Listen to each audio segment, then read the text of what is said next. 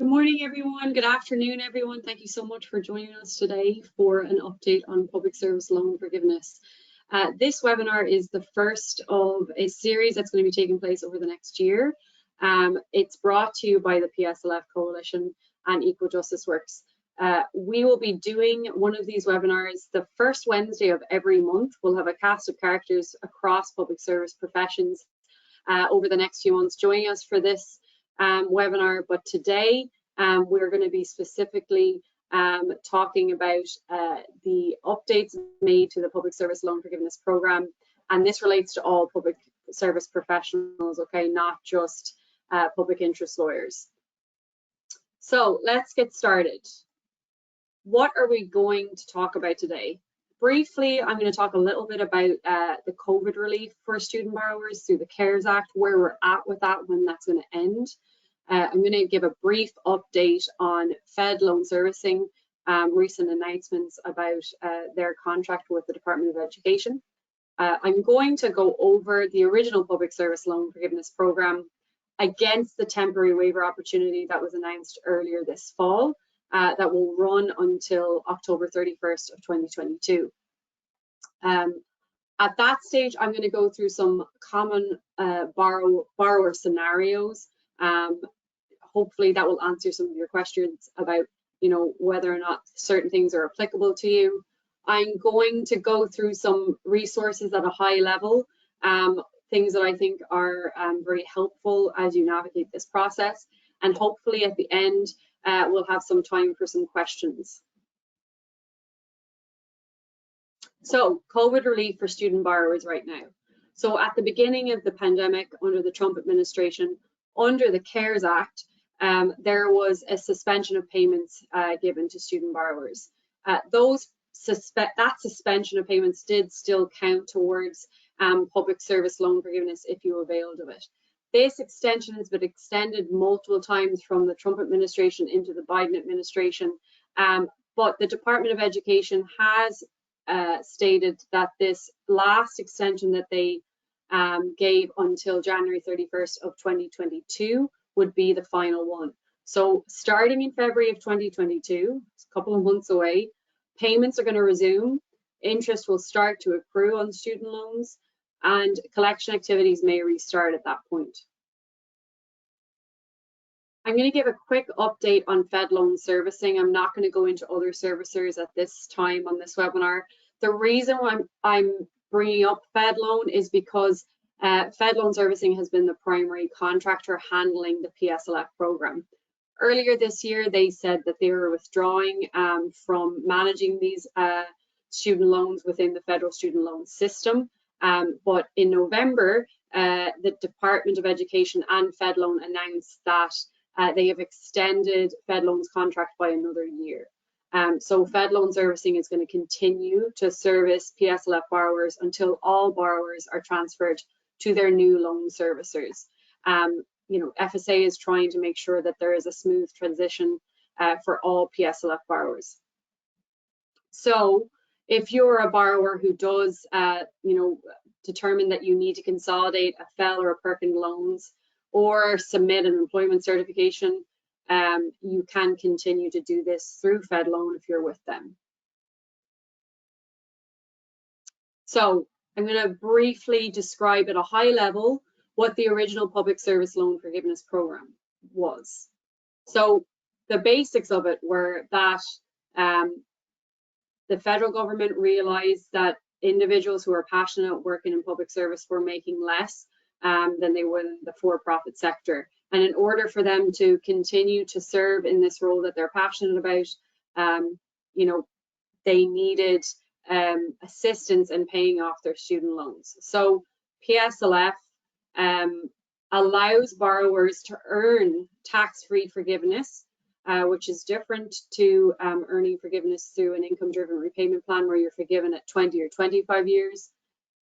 You're able to earn forgiveness through PSLF if you worked at an eligible public service organization after you'd made 120 qualifying payments, 10 years worth of payments. It's important to point out that there's no enrollment in this program. You don't have to have enrolled in it at the beginning of your 10 years in service. Rather, When you believe you've made 120 qualifying payments, you're identifying to the Department of Education through their process of applying for PSLF that you believe you've earned public service loan forgiveness, and you're moving forward in the process to have them review your application and ultimately determine that you've earned forgiveness at that 120 qualifying payment mark. So what qualified as a payment under that qualifying payment count for 120 payments, excuse me. So it had to have been a payment that was made after October 1st, 2007. And the reason this date is important is that this is when PSLF was enacted. The payment was made towards a federal direct loan. The borrower was enrolled in an income-driven repayment plan. The borrower was working full-time or at a minimum 30 hours in public service. The borrower was working at a qualifying employer, and the payment was considered on time and paid in full.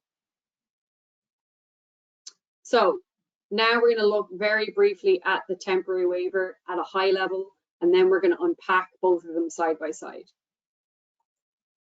So on October 6th of this year, the Department of Education unveiled a plan to temporarily waive some of these key requirements of the public service loan forgiveness until October 31st of 2022, so less than a year from now. The goal is to allow borrowers that were previously considered ineligible because of the types of loans they had or the types of repayment plans that they were enrolled in to accumulate credit towards the 120 qualifying payments required for them to earn forgiveness. So why has this relief been made available? Why has it been given for a year? The reason that this is happening is because essentially to date, under the original program, only about 16,000 borrowers have been forgiven under the PSLF program. And the department estimates that there's close to 500,000 people who have previously consolidated loans that could get some sort of additional qualifying payment or forgiveness towards PSLF under this waiver. We know that as of October 6th, there's already been reports that thousands of borrowers have started to see their loans being forgiven through this waiver.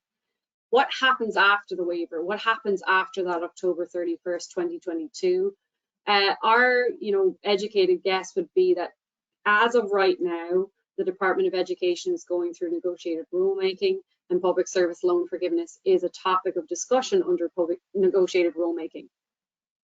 After that process has gone, is completed and near the time of this temporary waiver ending, we would imagine that we'll start to hear how the original program post this waiver will change and will be more accessible to borrowers, and how the regulations will be changed for the better. So now we're going to look at the original program and the temporary waiver side by side at a high level, and then we're going to unpack them one by one. So the original program.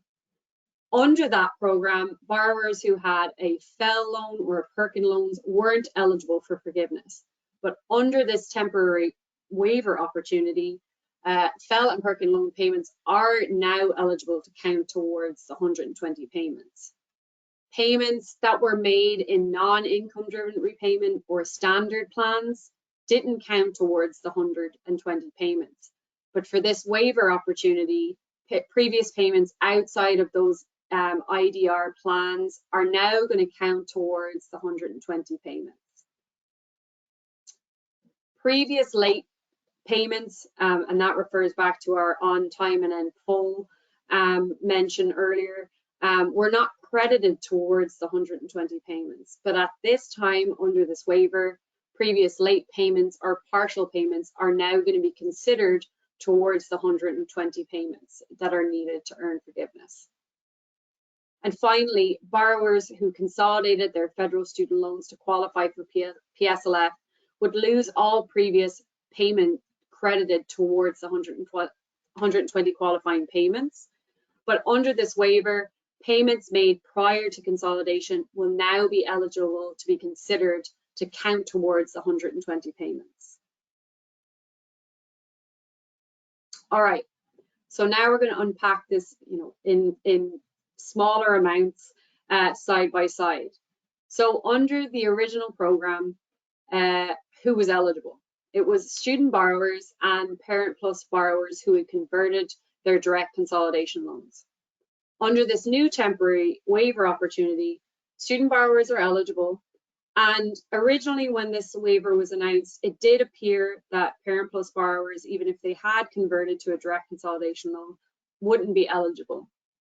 But I believe last week, the department provided additional information indicating that consolidated Parent Plus loans are going to be potentially eligible for this limited waiver under certain grounds. So if you consolidated or previously consolidated a Parent Plus loan, the consolidation loan may be eligible. So under the original program, what qualifying loans were eligible towards PSLF? It was federal direct loans and direct consolidation loans. Now under this temporary waiver, all federal loans are going to qualify. So if you have a FEL, a Perkin, or an other non-federal direct loan, you're going to consolidate into a federal direct consolidation loan, and then you're going to submit the PSLF form, which we'll unpack a little bit later.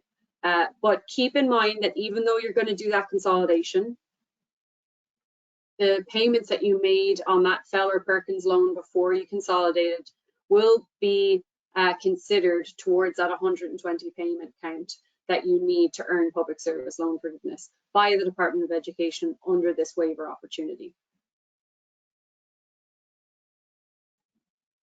So, qualifying repayment plans. Under the original program, it was income-driven repayment plans and, for example, pay-as-you-earn or revised pay-as-you-earn, and the standard 10-year fixed plan. I know it seems counterintuitive for standard 10-year fixed plan to be listed under there, but it's important to understand why it's there. Basically, if you had started paying off your loans in the standard 10-year fixed plan, and then realized that the monthly payment was too high and you moved to an income-driven repayment plan, those payments you made under the standard fixed plan would count towards that 120 count. And keep in mind that pay-as-you-earn and revised pay-as-you-earn, these are all different for different borrowers depending on their financial and family situations, and you may need to move in and out of these repayment plans depending on your financial situation in any given year. But for the purposes of public service loan forgiveness, you can move from these repayment plans and continue to consider those payments towards the 120 count you need for public service loan forgiveness. Under this temporary waiver opportunity, all repayment plans are going to be eligible for public service loan forgiveness until the waiver ends next October. So, qualifying employers, where do you have to work in order to be eligible for public service loan forgiveness? Keep in mind that the requirements from the original program to the temporary waiver hasn't changed at all, okay? So if you work in a 501c3, it doesn't matter what you do at that organization, whether you're the executive director or an administrative assistant, you are eligible for public service loan forgiveness if you meet the other requirements. If you work for federal, state, local, or tribal government, that does exclude federal government contractors and elected officials, you are eligible for public service loan forgiveness.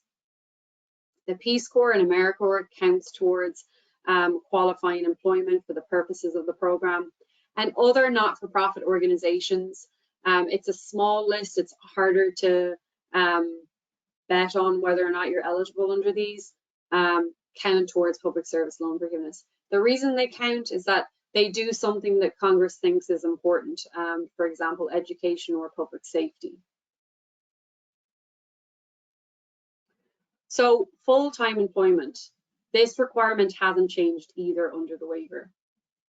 Your employer has to consider you full-time. So at Equal Justice Works, I work 40 hours a week, and therefore I'm considered full-time. or you have to be working at least 30 hours a week. It could be 2 part-time jobs that are public service related jobs. Maybe you're working 15 hours at one nonprofit and 15 hours at another. Ultimately, it has to add up to 30 hours.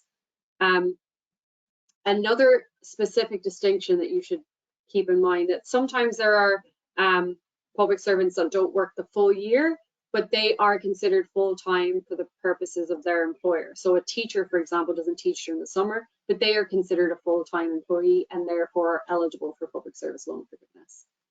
Volunteering on a board of a nonprofit does not count towards public service loan forgiveness. You do have to be paid for the work that you're doing and be an employee of that organization.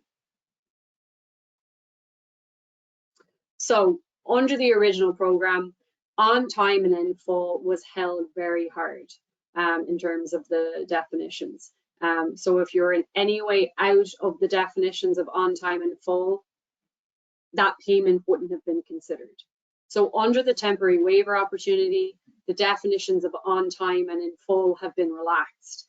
And that does mean that the Department of Education is going to be looking backwards and looking at previous payments that were considered late or partial payments and determining whether or not they are eligible under this temporary waiver to get you closer to that 120 count that you need in order to earn public service loan forgiveness. So, important points on repayment status to remember. For payments to count, your loan status must be in repayment. If you're in deferment, unfortunately, some borrowers are led by their servicers to go into deferment, and ultimately that doesn't count for that 120 count you need for public service loan forgiveness.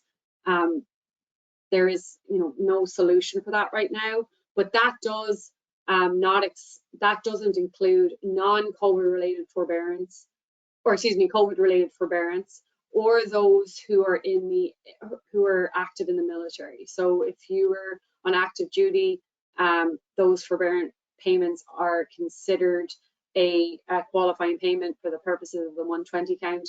And if you took relief under the CARES Act, those do count towards the 120 payment for the purposes of public service loan forgiveness. So employment status at the time of applying and receiving forgiveness. So we have heard of reports where individuals have worked 10 years, they've applied for public service loan forgiveness. While they were waiting to hear if they'd earn this relief or earn this forgiveness, they have gone to work in the for-profit sector. And then they weren't technically eligible to earn forgiveness because they had left public service. Under this temporary waiver opportunity, the borrower does not have to be employed full-time by a qualifying employer at the time of forgiveness. So these 2 points are things that haven't changed between the original program and the temporary waiver. It's only payments made on or after October 31st, 2007 that are going to qualify. And as I said earlier, the reason for this is that that's when this program was enacted. The total amount of payments needed to earn forgiveness, that hasn't changed either. It's 120 payments or 10 years worth of payments. And at this point, I want to point out that it might take an individual 13 years to get to earn public service loan forgiveness, because perhaps they took 3 years at some point in that 10-year or 13-year trajectory to go and work in the for-profit space. You can start and stop the clock. You don't have to stay in the same role at the same employer for 10 years in order to earn this. So ultimately, in that scenario where it's taking you 13 years to get to earn public service loan forgiveness because you've taken some time to work in the for-profit space, you're ultimately eligible to do it, but they're only counting the payments that you made when you were working in public service towards that 120 that you need.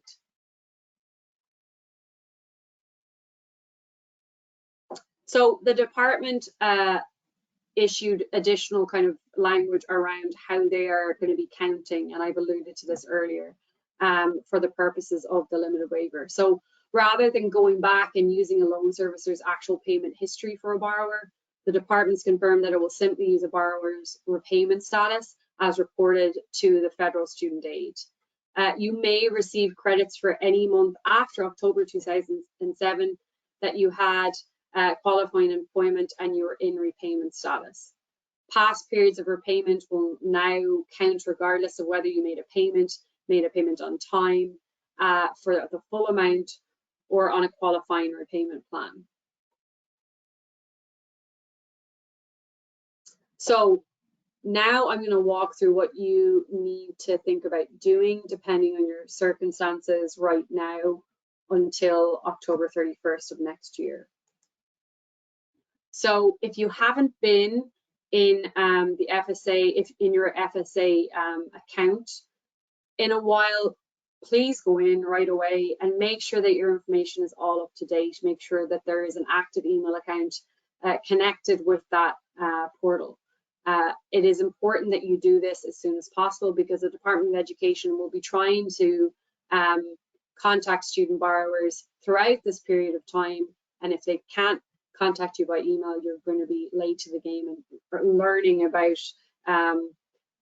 this relief and any changes or updated or clarifying information. If you have a direct loan and you've made 120 payments and have applied for public service loan forgiveness already, you should receive automatic forgiveness soon. And as I said earlier, we already know that individuals are starting to receive forgiveness through this limited waiver already. If you have a direct loan and you've made 120 payments, but you've never applied for public service loan forgiveness, you need to do that right away. If you have a FEL or a Perkin loan, you need to consolidate into a direct loan and then apply for public service loan forgiveness. So if you don't know what loans you have, you need to figure out what you do have. And you can do that on studentaid.gov. So as I said, if you've got a FEL or a Perkin or another non-direct loan, federal direct loan, excuse me, you do need to consolidate them. But keep in mind, as I said earlier, any of those payments that you made on a FEL loan or a Perkin loan, for the purposes of this waiver, the Department of Education is going to review those payments and consider whether or not they're eligible towards that 120 you need. It should go without saying, but given the history of this program, there has been some failures, bipartisan failures throughout administrations on how easy and accessible this program has been for borrowers to navigate. So in order to put yourself in the strongest position to advocate for yourself, you do have to keep really thorough records. Any letter you receive, any email you receive from the Department of Education, from your servicers, all of your bank statements that show your direct payment of your student loans each month, keep a copy of them on your desktop. Take screenshots of your payments. If you speak to your servicer, get your servicer's representative's ID number, take extensive notes so that when it does come time for you to come forward to the Department of Education and say, I think I've made my 120 payments and I think I'm eligible to earn forgiveness, that you have all of this supporting evidence to back up that you have been making these payments, you've made 120, and that you are eligible for your this forgiveness. The form itself, it's got a very long name. I'm going to refer to it, and I have been referring to it as the PSLF form, but it is the PSLF, TEPSLF certification and application. In the past, these were separated out into multiple forms, and then recently, the pandemic has kind of fogged my memory. In the last 18 months, they combined all of these forms into one form for internal kind of smooth processing from the Department of Education standpoint. So now, if you're certifying your employment, if you're applying for public service loan forgiveness, or you're trying to see whether or not you're eligible for temporary expanded public service loan forgiveness, you're all going to be using the same form.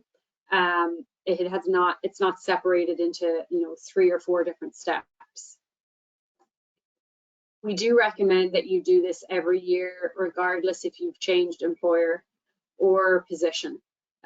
Think about doing it around tax season, just so you have the reminder that you have to do it every year. It would be really fantastic that if you have 10 of these employment certifications, one for every year that you worked in public service, that you can submit those. If you haven't done this before, if you've been working in public service since 2007, you should go back and retroactively do that, and we'll talk a little bit about that in a minute.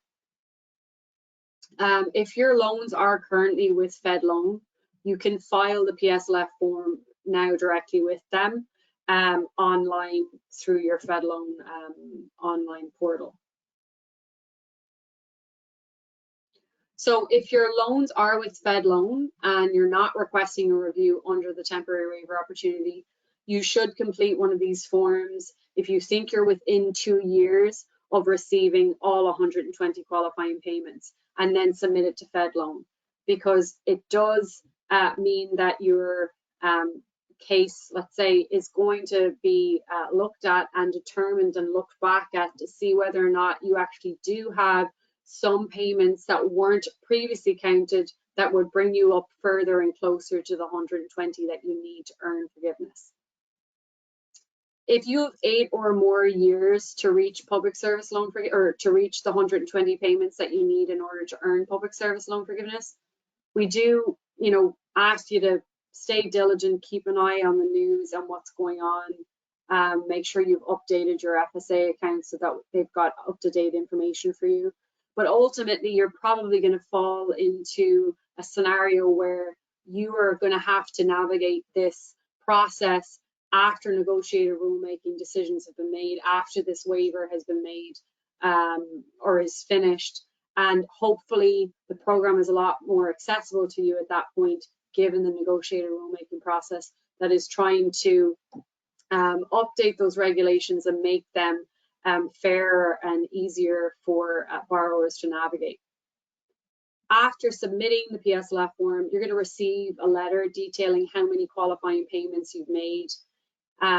You can track this progress on your FedLoan account if you are with FedLoan.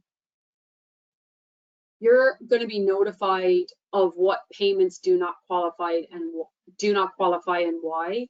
Again, as I said earlier, you need to be your own best advocate. So if you do believe that they have miscounted or something is incorrect, you can bring that up with them and show supporting evidence that you think that they're incorrect.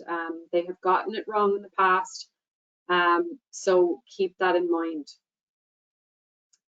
If you don't file a PSLF form every year, when you're ready to apply for public service loan forgiveness, you'll have to file a PSLF form for each of the jobs, at a minimum for each of the jobs that you've had over the 10 years that you were making payments.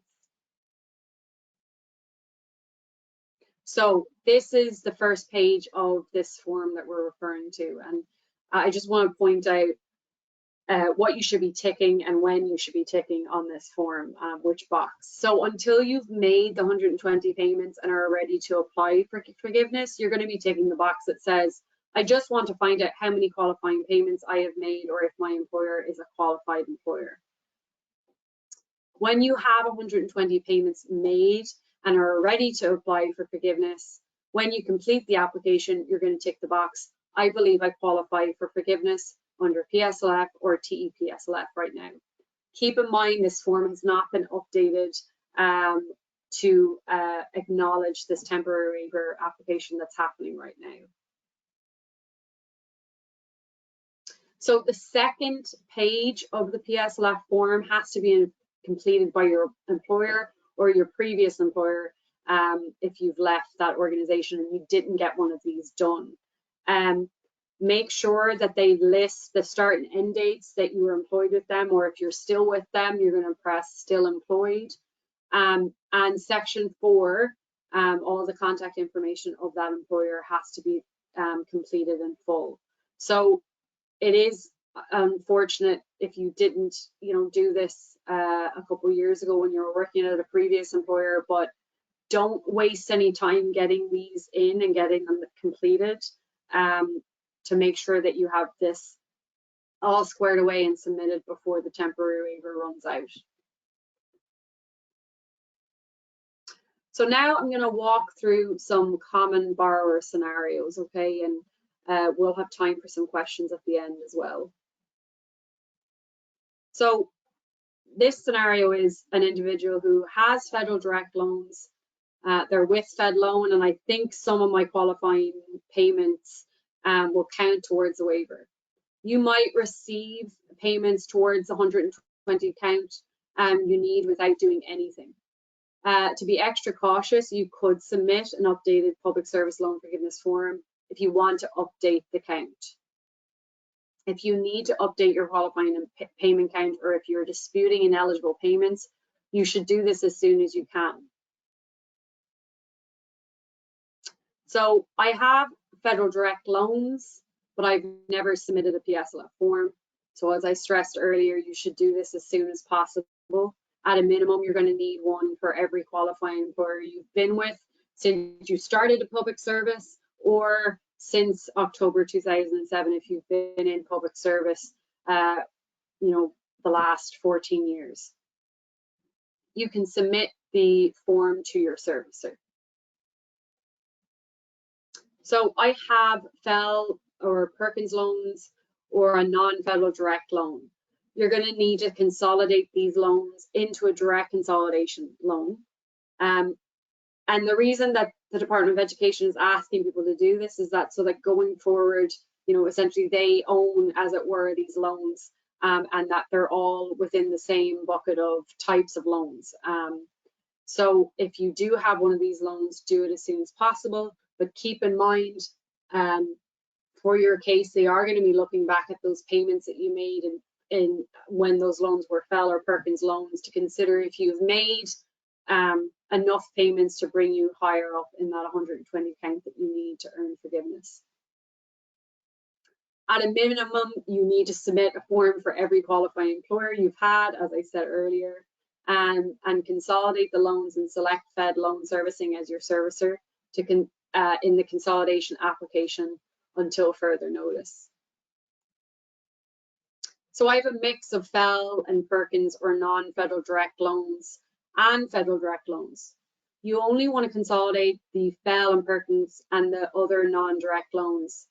It may be best to do that with your current servicer. You do not want to consolidate your federal direct and your non-federal direct loans together because that will mess up your payments. Don't do that at this time. Once you've consolidated, immediately submit a PSLF form. All your loans will be transferred to the servicer handling public service loan forgiveness, which is currently FedLoan if you're not already with them. This ultimately will prevent you from having to deal with more than one servicer. So I think I've made more than 120 qualifying payments. Under the waiver, if it's determined you've made more than 120 on an existing direct loan, you're going to get an automatic refund for the amounts you've paid over the 120 required. If you've already received loan forgiveness, you're not going to be eligible for a refund. Okay, so now I'm going to briefly just list out a handful of resources that you should keep an eye on over the next, less than a year, 11 months or so, to keep you up to date on what's going on with this, or if you need any sort of additional resources to navigate this process if you think you're going to be eligible under this temporary waiver. So as I said earlier, this webinar comes to you from the Public Service Loan Forgiveness Coalition.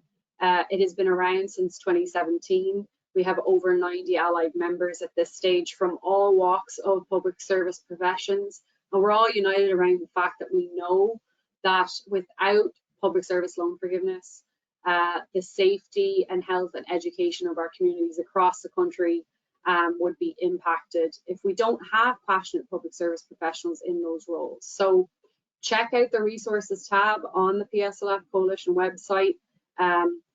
Keep in mind that, I'm assuming a lot of you here today are heard about this webinar through Equal Justice Works newsletters. Perhaps you're a law school professional or a lawyer, or you've heard about this through the PSLF Coalition and you're a nurse or a teacher or a social worker. If you know other public servants in your extended family or your friends or your community that don't know about this waiver, please make sure that you let them know about this. Tell them to come along to these webinars. They're free the first Wednesday of every month over the next year, to make sure that as many public servants that are eligible for this relief apply for it. So educate them, ask them to join us. So the PSLF help tool on the Federal Student Aid website. This is a useful tool. It has some quirks to it, so keep that in mind. It's only going to auto-populate the information on the PSLF form for you. You're still going to have to sign it. You're going to have to get your employer to sign it, and then you're going to submit it, okay? It is just to help you fill it out. It's not submitting it into the Department of Education. It hasn't been updated to acknowledge COVID forbearance or the temporary waiver, so you should keep that in mind. We have heard scenarios where people fill it out and it identifies that an employer that they've previously identified is eligible, isn't eligible. There are times where the employment identification number isn't coming up in the system as an eligible employer. Don't be disheartened by that. There are scenarios sometimes where individuals work in a public service organization, and perhaps their payroll, the company that does their payroll isn't a public interest organization. You need to make sure that on the form you're using the EIN of that public interest organization, okay? So this tool itself is not fully wholesome, as it were, in that application. So keep that in mind. Don't be disheartened. Definitely still try to apply and make sure that you are working at a qualified employer. The Federal Student Aid website. So these are just helpful links to things that we talked about today. Obviously, there's information on there about the original program. There's information about consolidating your loans, and ultimately there is access to that PSLF form that I referred to. If you Google PSLF form, it's going to bring you right there, okay? So the Student Borrower Protection Center. The Student Borrower Protection Center is an allied member of the PSLF Coalition. They're doing amazing work. 3 things that I wanted to bring to your attention that you should keep in mind throughout this process. First of all, they are collecting borrow issuers and complaints regarding the temporary waiver process, and they're sharing them directly with the Department of Education. So if you are experiencing issues, you can fill out their form on their website, okay, and there's a link to that there. The Student Borrower Protection Center have also created some really helpful video guides for you to navigate this process, and you can access them there. They've broken this process into multiple chunks, and they're only 4 or 5 minutes long. If that's easier for you to navigate this process, do go ahead and take a look at them.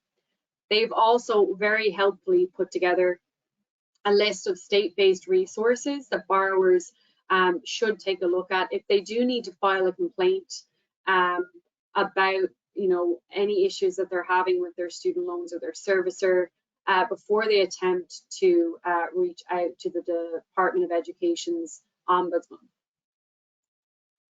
As I mentioned, the Ombudsman, the Department of Education website, you can file a complaint directly with them, and that is their contact information there. And of course, if you go to the Department of Education, you can navigate to the Ombudsman website or their page, landing page.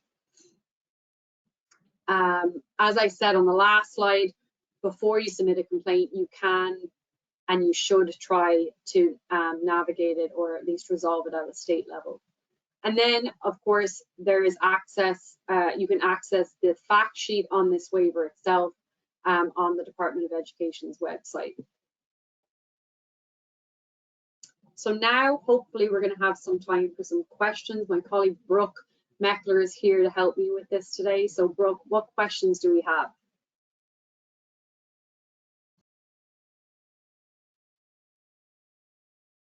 Hi, everyone. We do have a lot of questions coming in, and I did try to answer some of them in the chat while Aoife was doing the rest of the presentation. If you need any clarifying information on any of my answers, please feel free to type those in as well.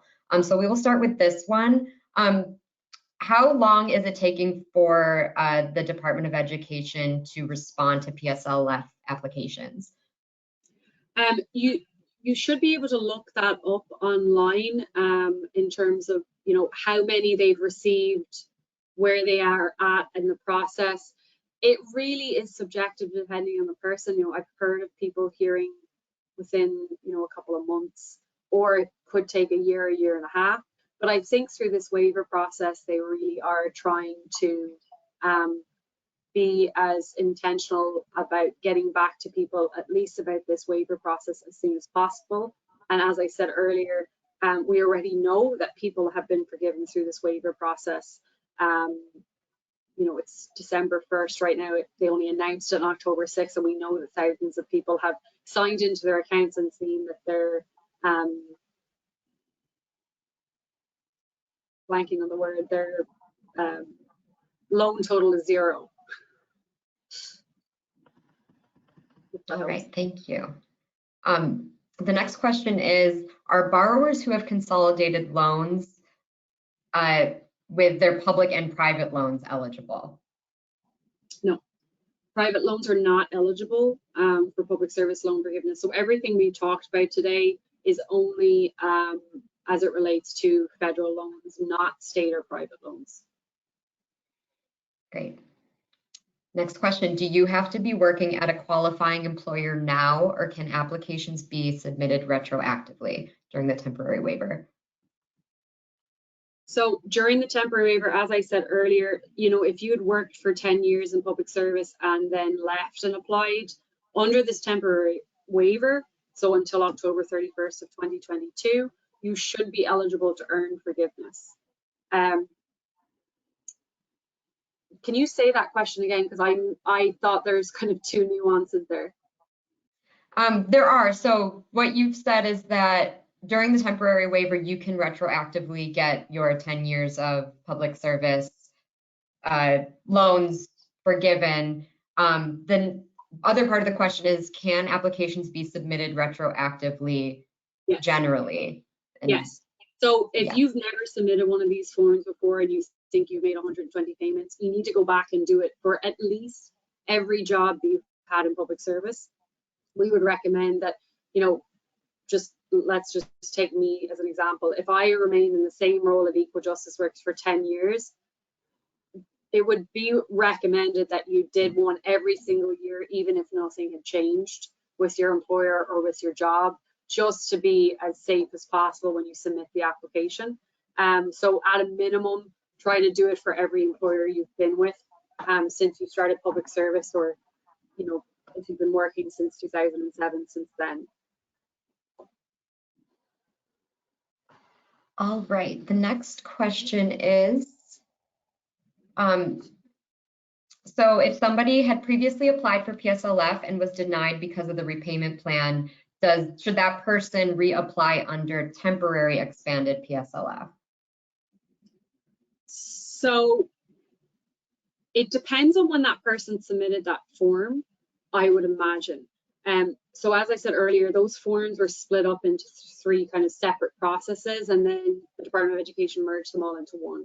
So if you submitted an application to earn public service loan forgiveness before that process happened and you were denied, I would wager that you should resubmit and see if they will screen you for PSLF, screen you for TEPSLF, but ultimately now they will hopefully be screening you under the temporary waiver and looking back at all of the payments you've made on any of the loans, on any of the payment plans, to see if there are payments that they previously didn't count that will count towards this waiver for the next 11 months.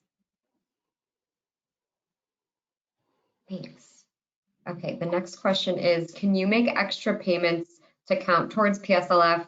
For example, paying your full payment when due 1 month and then making an extra payment before the next payment is due. And I'm guessing the theme of this question is, can you pay it off in more than 120 months? Or less than, sorry. The answer is the program is designed so that people are remaining in public service for 10 years. So you can't really speed up the process. But during the pandemic, there was some guidance brought around lump sum payments. Go and take a look at that about PSLF lump sum payments and read through that on what there is on the Department of Education's site about that, because I believe that there is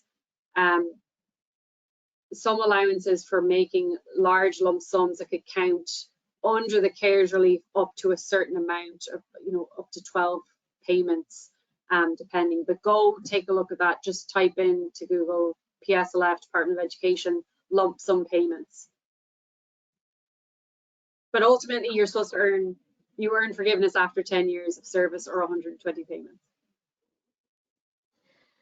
All right, someone said that they haven't been keeping a good record of their loans since they've been working towards PSLF. Is that an issue?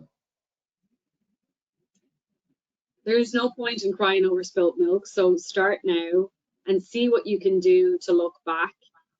Bank statements, I think banks only keep records of your accounts for about 7 years. So I would contact your bank and see if they can, you can pull your statements for the last 7 years at a minimum.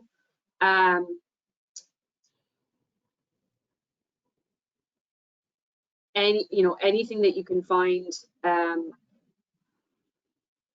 for the last 10 years that proves that you've been paying your student loans, you should try and find.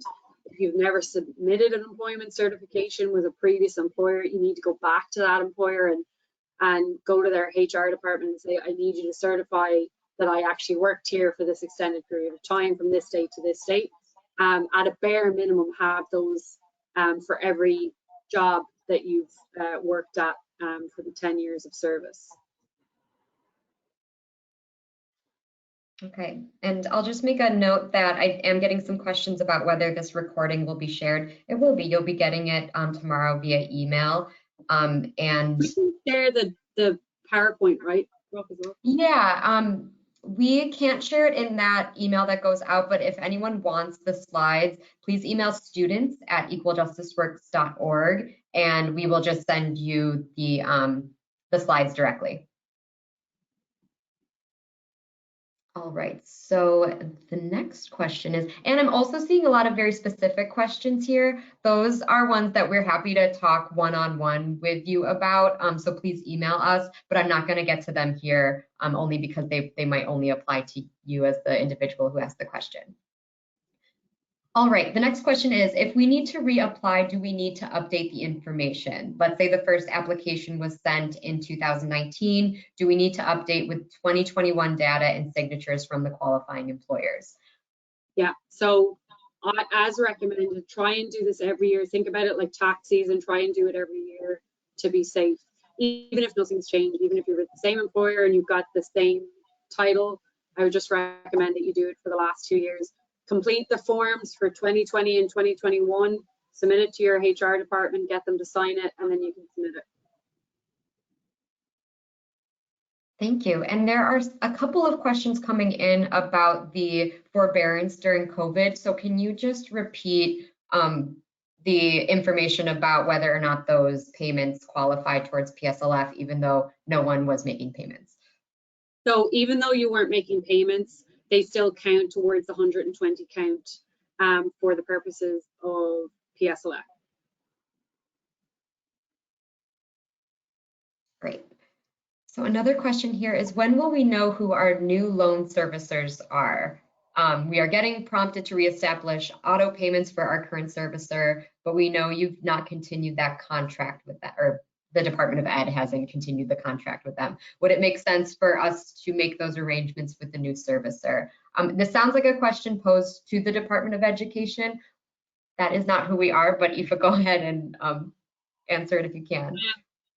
Yeah, so if you're not with FedLoan and you're getting notified that your servicer is changing, I'm sorry, there's so many of them that I don't know them in intricate detail from servicer to servicer what's going on with them. But I think there's several of them that their contracts have been extended with the Department of Education for like the next 2 years.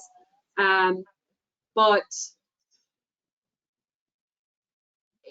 for now, if you're going to be trying to apply under this waiver and you submit this application to that servicer, the chances are that they may move you to FedLoan because they are the servicer that's handling all the PSLF applications for Department of Education, at least for the next year.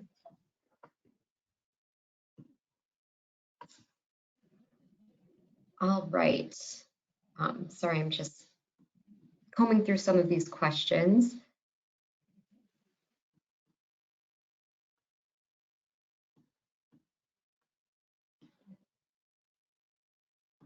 All right. What should people expect in terms of what a notification of forgiveness might look like? Would this be a direct email notification on FedLoan?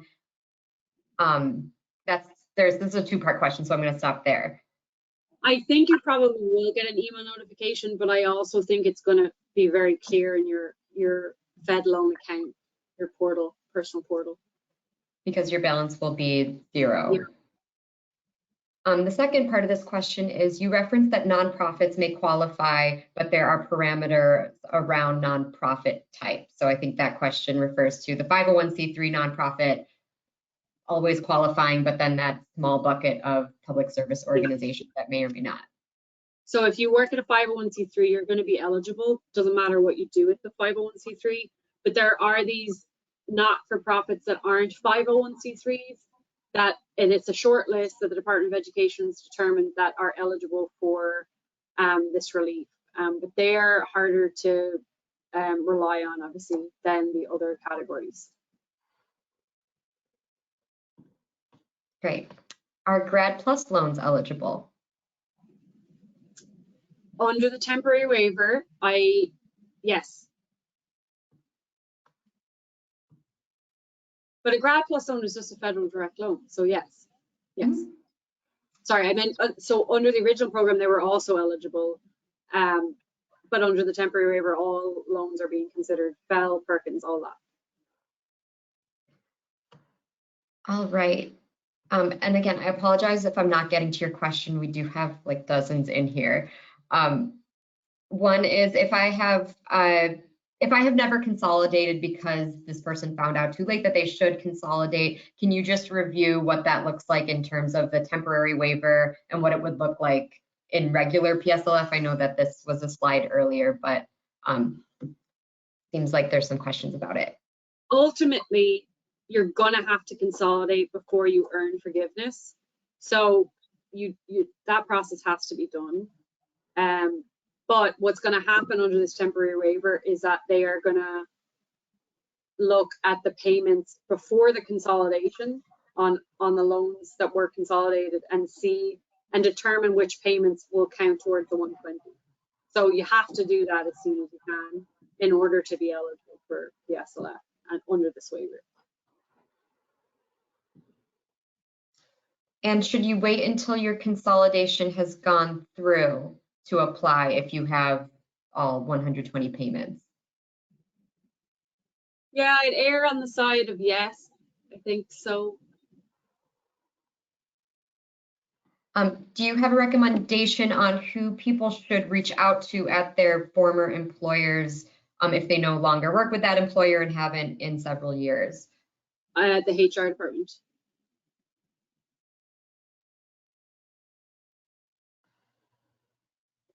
And I know you just answered this, but this person wants clarification. Public loans consolidated with private loans will not qualify because it's no longer a federal direct loan. But if you consolidated your public loans separately than your private loans, then the public loans would qualify, the federal direct loan or consolidation.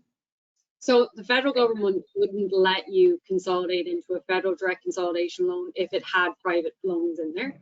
So therefore that wouldn't be eligible. So if you consolidated those, you've done it through a private company, that's not eligible. If you've consolidated a FEL or a Perkin loan into a federal direct consolidation loan on its own, or two FEL loans, let's say, or Perkins and a FEL loans together, and you've consolidated them into one federal direct consolidation loan, that is going to be eligible for public service loan forgiveness under the temporary waiver.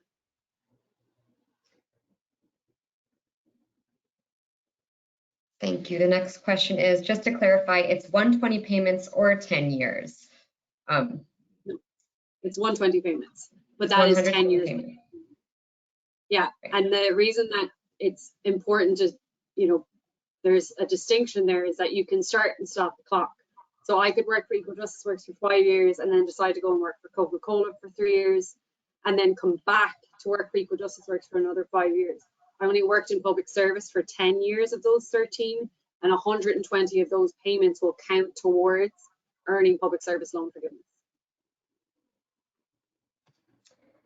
Great, and another part of that question is, so if we're in forbearance during some of that time because we're in school, so you're not making any payments during that time, but you were working in public service, those years would count or not count? So if you're not making a payment, there's no payment to count? Yeah.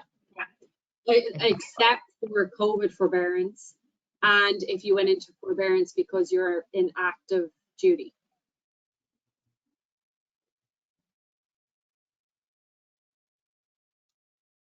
All right, I'm again combing through some questions here. Just to repeat, the email that you can send additional questions to or ask about getting the slides from this presentation is students@equaljusticeworks.org. Another question is there an amount set aside for loan forgiveness that could run out? Could the funds for loan forgiveness run out? So for public service loan forgiveness, no, it is infinite, excuse me, unless the program was taken away, but we don't believe that would ever be taken away at this stage. But temporary expanded is one chunk of money, and once that runs out, it runs out.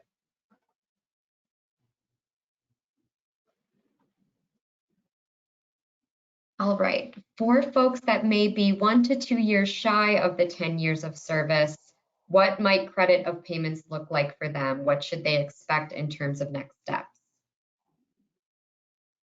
So if you think you're within 2 years of the 120 payments that you need to make, you should kind of clean the system, as it were, by putting in a form so that they do look at your case and look back at any payments that they considered that didn't qualify, and that you might see that increase. And essentially, it might be a case, I don't know this, but it might be a case that you get an email notification from your servicer or from the Department of Education saying that you've received it. But I think what you're going to see is that when you log into your FedLoan account or whatever, you're going to see that the qualifying payment have increased from whatever it was, like if it was 90 to 96 or whatever, once they've reviewed your case, as it were. Great, and we are nearing the end of the webinar, so I will ask one more question on behalf of our audience here. Will the program revert back to its original standards after October 2022?